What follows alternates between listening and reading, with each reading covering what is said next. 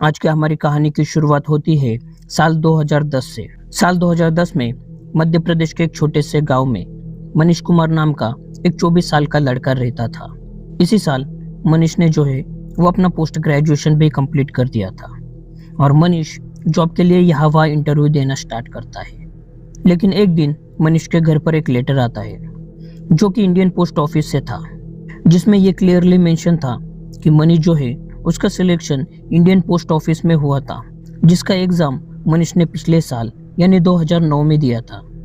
अब ये बात सुनकर मनीष के घर वाले वो काफी खुश हो जाते हैं। उनको ऐसा लगता है कि उनकी जो मेहनत थी वो सफल हो गई। उस दिन मानो मनीष के घर पे जैसे दिवाली मनाई गई हो। लेकिन इन सब बातों में भी एक बात ऐसी थी जिस वजह से सारे घर वाले चिंता में थे, और वो बात ये थी मनीष का सिलेक्शन इंडियन पोस्ट ऑफिस में हुआ था, लेकिन उसकी जो सर्विस थी वो उड़ीसा में थी, यानी मनीष को अब इस काम के लिए उड़ीसा शिफ्ट होना था। लेकिन इसमें दिक्कत वाली बात ये थी कि मनीष और मनीष के खानदान में दूर दूर तक कोई भी उड़ीसा से बिलोंग नहीं करता था। अब इस चिंता में एक दो दिन और बीत जाते हैं और मनीष के जो पापा होते हैं वो इस बात का जिक्र अपने एक दोस्त के साथ करते हैं, और अनफॉर्चुनेटली उस दोस्त का एक रिश्तेदार उड़ीसा में ही रहता था। अब वो दोस्त तुरंत अपने रिश्तेदार को कॉल करता है और उसको सारी बात बताता है। तो वो जो रिश्तेदार होता है वो काफी सपोर्टिव नेचर का होता है। वो तुरंत मनीष को अपने यहाँ पे रखने के लिए तैयार हो जाता है। वो बताता है कि उनके पास एक कमरा खाली पड़ा है और खाने पीने के लिए तो वो उन्हीं के घर में खा सकता है। लेकिन इसमें भी एक और दिक्कत वाली बात थी कि उन रिश्तेदार का जो घर था वो पोस्ट ऑफिस से तकरीबन 30 किलोमीटर की दूरी पर था, जहाँ पर मनीष को अपॉइंट किया गया था। इस बात को सुनने के बाद भी मनीष के जो पापा होते हैं वो मनीष को उसी रिश्तेदार के पास रखने के लिए तैयार हो जाते हैं, क्योंकि उनका ये मानना था कि मनीष अगर किसी जान पहचान वालों के घर पे रहेगा तो उनको मनीष की थोड़ी चिंता कम करनी पड़ेगी। और रही बात 30 किलोमीटर जाने आने की, तो वो अपनी जो बाइक है वो मनीष को देने की सोचते हैं ताकि उसको जाने आने में आसानी हो। अब मनीष और बाइक दोनों को उड़ीसा शिफ्ट किया जाता है। उड़ीसा आने के बाद मनीष को एक खाली कमरा दिया जाता है जो कि उन रिश्तेदार के घर के बराबर ऊपर होता है, जहाँ मनीष अपना सारा सामान वगैरह शिफ्ट करता है। अब मनीष जिन रिश्तेदार के पास जाता है उनके घर में कुल मिला के 3 लोग होते हैं, अंकल आंटी और उनका एक छोटा बेटा जो कि मनीष से तकरीबन 4 साल ही छोटा होता है। उसका नाम सूरज होता है। अब सूरज और मनीष ये दोनों की अच्छी खासी बॉन्डिंग हो जाती है। कहीं भी जाना आना हो तो दोनों साथ में ही जाते हैं। अब मनीष के जो ऑफिस का टाइम होता है वो सुबह 7 बजे से शाम को 3 बजे तक का होता है, इसलिए मनीष सुबह 5 बजे उठकर नहा धोकर नीचे आके नाश्ता करता है और फिर 6 बजे के आसपास अपने घर से निकलता है, और साथ में सूरज को भी अपने साथ लेके जाता है, क्योंकि सूरज का जो कॉलेज होता है वो मनीष के रास्ते में ही पड़ता है। तो मनीष जाते जाते सूरज को ड्रॉप किया करता था। अब ऐसे करते करते 2 साल बीत जाते हैं और वक्त होता है 2012 का। रोज की तरह मनीष 6 बजे के आसपास सूरज के साथ घर से निकलता है। सूरज को रास्ते में ड्रॉप करने के बाद वो अपने ऑफिस के लिए निकल जाता है और अपना पूरा काम वगैरह खत्म करके लगभग शाम को 3 बजे के आसपास वो अपनी मोटरसाइकिल पर अपने घर के लिए निकलता है। अब कुछ दूर आगे आने के बाद मनीष जंगल वाले रास्ते पर आता है। वो रास्ता होता है तकरीबन 8 से 10 किलोमीटर का, जिस पर ज्यादातर कोई होता नहीं है। कभी कभार मनीष को उस रास्ते पे कोई मोटरसाइकिल वाला दिखाई पड़ता था। अब मनीष उस रास्ते का और जंगल का पूरा मजा लेते हुए अपने बाइक पर आ रहा था और दूर दूर तक उसके आगे पीछे कोई भी नहीं था। लेकिन तभी अचानक मनीष को दूर एक परछाई नजर आती है। पहले तो मनीष समझ ही नहीं पाता कि वो क्या है, लेकिन थोड़ा आगे आने पर उसको समझ आता है कि वो कोई परछाई नहीं बल्कि वो एक लड़की थी जो कि उसी की तरफ चलते आ रही थी। अब मनीष धीरे धीरे अपने बाइक की स्पीड कम करता है, क्योंकि उसे जानना था कि सुनसान इलाके में ये लड़की यहाँ पर क्या कर रही है। तभी वो लड़की उसके और पास आती है और उस लड़की को देखकर मनीष दंग रह जाता है। उसकी सोचने समझने की शक्ति ही खत्म हो जाती है, क्योंकि वो लड़की दिखने में भला की खूबसूरत थी, जैसे मानो कोई अप्सरा ही उसके सामने से चलती आ रही है। मनीष नीचे से ऊपर तक उस लड़की को ही देख रहा था। तब मनीष एकदम से उस लड़की के आंखों में दिखता है और उसे ये एहसास होता है कि वो लड़की भी उसी के पास देख रही है और सिर्फ देख ही नहीं रही तो उसके पास देख के स्माइल भी कर रही है। ये देखकर मनीष एकदम से बाइक रोकता है और एक झटके से पीछे मुड़कर देखता है। लेकिन जैसे ही वो पीछे मुड़ता है तो वहां पर कोई भी नहीं होता। मनीष को समझ ही नहीं आता कि उसके साथ ये क्या हो रहा है। 1 मिनट पहले एक सुंदर सी लड़की उसके सामने थी और दूसरे ही पल में वो अचानक कहाँ गायब हो गई थी। मनीष अपने बाइक को स्टैंड पर खड़ी करता है और पीछे आके यहाँ वहां देखने लगता है, लेकिन वो लड़की मनीष को कहीं भी नहीं दिखाई देती। अब मनीष काफी देर तक उसको यहाँ वहां ढूंढता है, पर वो लड़की मनीष को कहीं भी नजर नहीं आती।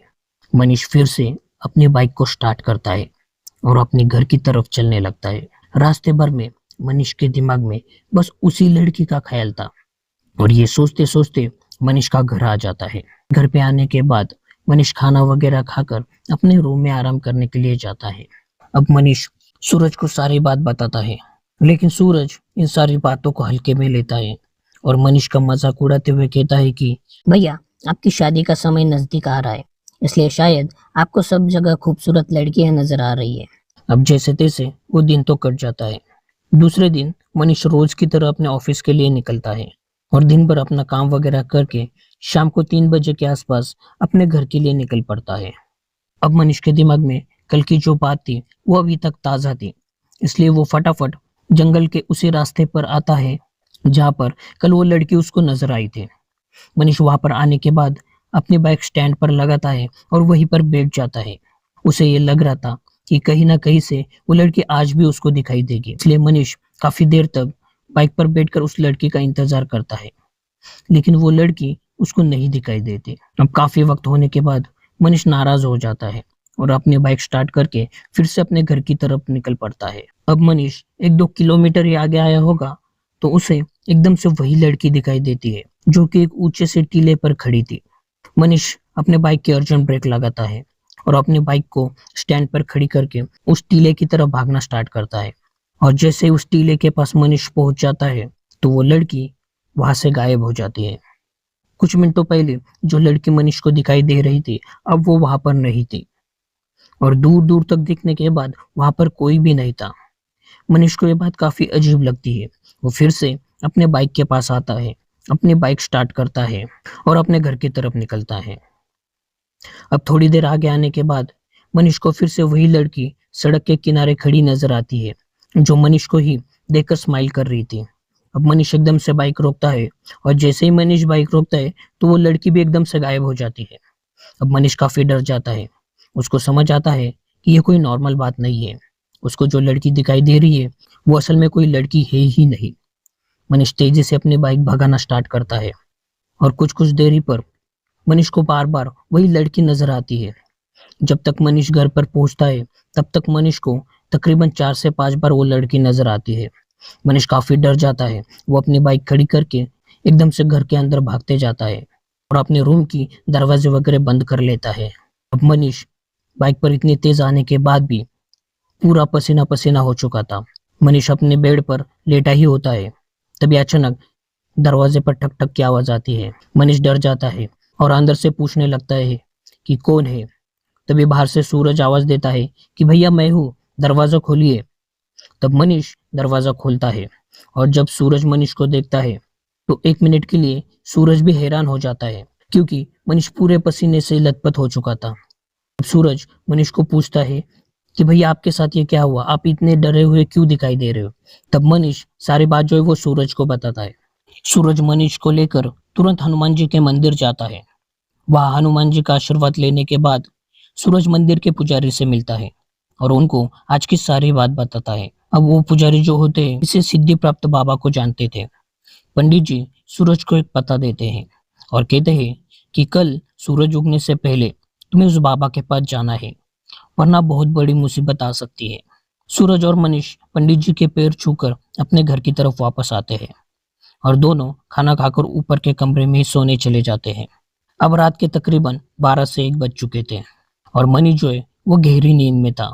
तब उसके कान में धीरे से एक आवाज आती है, मनीष, मनीष, मैं आ गई मनीष, तुम मुझे ढूंढ रहे थे ना। बार बार मनीष के कान में यही आवाज गूंज रही थी, इसलिए एकदम से मनीष की आंख खुल जाती है, लेकिन वो हिल नहीं पा रहा था और ना ही उसके मुंह से कुछ आवाज निकल रही थी। मनीष स्लीप पैरालाइज की स्थिति में पहुंच जाते हैं और उनके बेड के नीचे से एक हाथ आता है जो कि मनीष के पूरी बॉडी पे घूम रहा था। मनीष पसीने से पूरा भीग जाते हैं और मनीष अपनी नजर उठा के यहाँ वहां देखना स्टार्ट करते हैं। तभी उनकी नजर खिड़की के पास जाती है तो मनीष को वही लड़की खिड़की के पास दिखाई देती है। मनीष का डर के मारे बुरा हाल हो जाता है। वो मन ही मन में हनुमान जी का नाम लेने लगते हैं और धीरे धीरे मनीष नॉर्मल होने लगते हैं। मनीष ब्लैंकेट के अंदर अपना मुंह ओढ़ लेते हैं और वैसे ही सो जाते हैं। अब सुबह सुबह सूरज मनीष को उठाने लगते हैं। तब मनीष जो है उनको काफी बुखार चढ़ा हुआ था। इतना ही नहीं, मनीष को अपने पैरों पर खड़ा भी नहीं हुआ जा रहा था। फिर भी सूरज जैसे तैसे मनीष को लेकर उस पते पर पहुंच जाते हैं जो पंडित जी ने दिया था। मनीष और सूरज जैसे उन सिद्धि प्राप्त बाबा की कुटिया में जाते हैं तभी वो बाबा एकदम से दोनों के पास देखकर बोलते हैं, क्यों मिल गई वो लड़की? ढूंढ रहे थे ना उसको? प्यार हो गया था तुमको? मनीष एकदम से उन बाबा के चरणों में गिर जाता है और कहने लगता है कि बाबा मुझे बचा लो वरना वो मुझे मार देंगी। मुझसे बहुत बड़ी गलती हो चुकी है। बाबा कहते हैं, तुम जिसे ढूंढ रहे थे वो कोई लड़की नहीं थी, वो एक अतृप्त आत्मा है जिसे तुमने खुद से बुलाया है और वो अभी भी तुम्हारे पीछे पीछे यहाँ तक आ गई है। और तुम एक दिन और लेट करते यहाँ आने में तो शायद वो तुमको अपने साथ लेकर जाती। अब वो बाबा मनीष के ऊपर से एक उतारा करता है और मनीष को बताते हैं कि इस उतारे को वहीं पर रख देना जहां पर वो लड़की पहली बार तुमको दिखाई दी थी। हाँ, लेकिन याद रखना जब तुम वापस आने लगो तो चाहे कुछ भी हो पीछे मुड़कर मत देखना। तब एकदम से मनीष कहता है कि बाबा हमको वापस जाने से डर लग रहा है। तब बाबा सूरज और मनीष के हाथ में एक एक कलावा बांधते हैं और उनसे कहते हैं कि इस कलावे को जब तक मैं ना कहूँ तब तक उतारना नहीं। मनीष और सूरज उस उतारे को लेकर वहां से निकलते हैं और कुछ ही देर में उस जगह भी पहुंच जाते हैं जहां पर वो लड़की मनीष को पहली बार दिखाई दी थी। मनीष उस उतारे को उस सड़क के किनारे पर रखकर हाथ जोड़कर कहने लगता है कि आप जो कोई भी हो मुझे माफ कर दो और मेरा पीछा छोड़ दो। इतना बोलकर मनीष बाइक पर बैठ जाता है और सूरज को बाइक भगाने को कहता है। तभी पीछे से मनीष को आवाज आती है, मनीष रुक जाओ मनीष, क्या तुम मुझे पसंद नहीं करते? मनीष मनीष मनीष सूरज से कहता है कि चाहे कुछ भी हो सूरज, पीछे मुड़कर मत देखना। लेकिन वो आवाज सिर्फ मनीष को ही सुनाई दे रही थी। सूरज तेजी से बाइक भगाता है और थोड़ी ही देर में दोनों घर पर पहुंच जाते हैं। घर पे आने के बाद मनीष का बुखार कम हो जाता है और उसे पहले से काफी बेहतर लगने लगता है। जैसे तैसे वो दिन भी खत्म हो जाता है और दूसरे दिन सुबह सुबह मनीष अंकल आंटी को सारी बातें बताता है और वो एक बहुत बड़ा डिसीजन भी लेता है। वो ये होता है कि मनीष अब इस घर में नहीं रहेंगे। वो उनके ऑफिस के पास में ही किसी गांव में किराए से घर लेकर वहां पर ही रहेंगे। पहले तो अंकल आंटी और सूरज इस बात को मना करते हैं, लेकिन मनीष अब इतना सब झेलने के बाद उसी सड़क से दोबारा ट्रैवल करने की उनकी हिम्मत नहीं हो रही थी। एक दो दिन के अंदर ही मनीष अपना सारा सामान लेकर ऑफिस के पास किसी गांव में शिफ्ट हो जाता है। अब इस बात को 2 से 3 महीने हो जाते हैं, लेकिन मनीष के दिमाग से यह बात जाने का नाम ही नहीं ले रही थी। मनीष को बाबा जी की वो बात हमेशा याद आती है जहाँ बाबा जी ने कहा था कि वो एक अतृप्त आत्मा है जिसे किसी ने वक्त से पहले ही मार दिया था। तो मनीष हमेशा ये बात सोचता था कि आखिर उस लड़की के साथ ऐसा क्या हुआ था जो वो लड़की इस तरह से भटक रही है। तो मनीष सूरज के साथ रोज की तरह फोन पर बात कर रहे थे। तभी मनीष सूरज से कहते हैं कि मुझे उस लड़की के बारे में जानना है। सूरज पहले तो इस बात को मना कर देते हैं, लेकिन मनीष के बार बार कहने पर वो भी तैयार हो जाते हैं। अब दोनों उस सड़क के आसपास जितने भी गांव और कबीले थे वहां पर पूछताछ करना स्टार्ट करते हैं। 1-2 गांव में पूछताछ करने के बाद वो एक छोटे से कबीले के पास पहुंचते हैं जहां पर उनको एक बकरी चराने वाला गठरिया मिलता है। वो गठरिया उनको एक ऐसी बात बताता है जिसे सुनकर आपके पैरों तले जमीन सरक जाएंगे।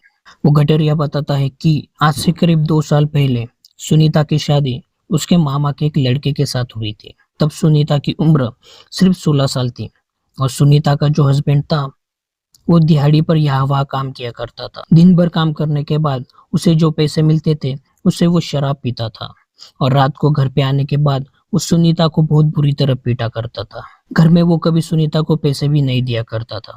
अब सुनीता भी यहाँ वहाँ काम करके अपना घर चलाया करती थी, लेकिन सुनीता ठेकेदारों से अपनी दिहाड़ी लेती थी तो वो पूरी नहीं लेती थी। जितना घर खर्च के लिए पैसा लगता था उतना ही लेती थी और बाकी पैसा वो ठेकेदारों के पास ही रखती थी, क्योंकि उसका हस्बैंड उसे सारे पैसे छीन कर उसकी शराब पिया करता था। और सुनीता जो है थोड़े थोड़े करके वो उस पैसे को वापस लिया करती थी, जिस वजह से उसका घर अच्छा खासा चल रहा था। सुनीता के हस्बैंड को ये लगता था कि सुनीता का और उसके जो ठेकेदार है उनका अफेयर चल रहा है। इसी वजह से एक दिन शराब पीकर सुनीता का हस्बैंड सुनीता को बहुत बुरी तरह से पीटता है और उसी में उसकी जान चली जाती है। और उसके बाद से ही उसके हस्बैंड का भी कोई आता पता ही नहीं है। सूरज और मनीष सुनीता के माँ के घर के पास पहुंचते हैं और वो दीवार पर टंगी उस तस्वीर को देखते हैं तो मनीष के पैरों तले जमीन सरक जाती है, क्योंकि मनीष को उस सड़क पर जो लड़की दिखाई दी थी वो वही लड़की थी जो इस फोटो में थी।